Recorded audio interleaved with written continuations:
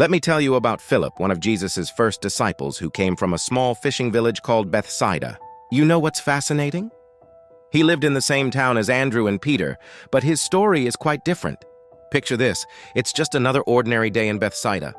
Philip is going about his business when Jesus finds him and says those life-changing words, "Follow me." No dramatic conversion story, no burning bush moment, just a simple invitation that Philip accepts without hesitation. But here's where it gets interesting. Philip isn't content keeping this discovery to himself. He immediately runs to find his friend Nathanael. You can almost hear the excitement in his voice as he says, "We've found the one Moses wrote about." Sure, Nathanael is skeptical at first. I mean, who wouldn't be? But Philip doesn't argue or get defensive. He just says, "Come and see for yourself." What I love about Philip is how relatable he is. Later in the Gospels, when Jesus tests him about feeding the 5,000, Philip does what many of us would do. He starts calculating and worrying about the practicalities.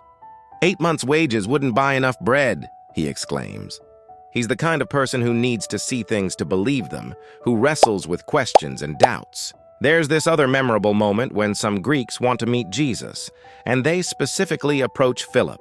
Maybe it was because he had a Greek name, or perhaps he just had that approachable personality.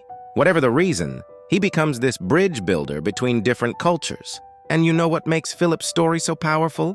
It reminds us that you don't need a dramatic testimony or perfect faith to be used by God. Sometimes it's the simple act of saying yes and inviting others to come and see that makes all the difference. Philip's journey from a small-town fisherman to a world-changing apostle shows us that extraordinary stories often start with ordinary people who are willing to take that first step of faith.